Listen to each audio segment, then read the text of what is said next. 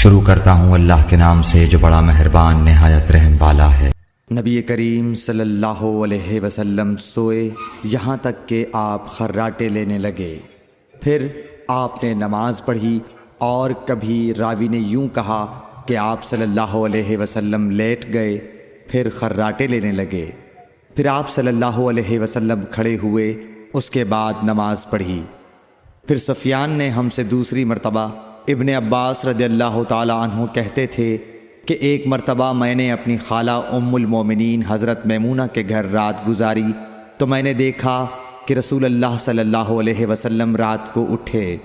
جب تھوڑی رات باقی رہ گئی تو آپ صلی اللہ علیہ وسلم نے اٹھ کر ایک لٹکے ہوئے مشکیزے سے ہلکا سا وضو کیا۔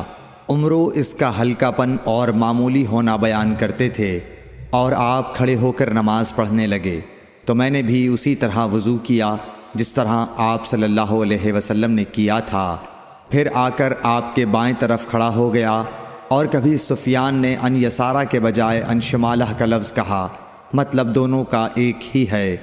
پھر آپ صلی اللہ علیہ وسلم نے مجھے پھیر لیا اور اپنی داہنی جانب کر لیا، پھر نماز پڑھی جس قدر اللہ کو منظور تھا، پھر آپ لیٹ گئے اور سو گئے حتیٰ کہ خراٹوں کی آواز آنے لگی۔ پھر آپ کی خدمت میں مؤذن حاضر ہوا اور اس نے آپ کو نماز کی اطلاع دی۔ آپ صلی اللہ علیہ وسلم اس کے ساتھ نماز کے لیے تشریف لے گئے، پھر آپ نے نماز پڑھی اور وضو نہیں کیا۔ سفیان کہتے ہیں کہ ہم نے عمرو سے کہا، کچھ لوگ کہتے ہیں کہ رسول اللہ صلی اللہ علیہ وسلم کی آنکھیں سوتی تھیں، دل نہیں سوتا تھا۔ عمرو نے کہا، میں نے عبید بن عمیر سے سنا، وہ کہتے تھے کہ انبیاء علیہ السلام کے خواب بھی وہی ہوتے ہیں۔ پھر قرآن کی یہ آیت پڑھی، میں خواب میں دیکھتا ہوں کہ میں تجھے ذبح کر رہا ہوں۔ صحیح بخاری حدیث نمبر 138۔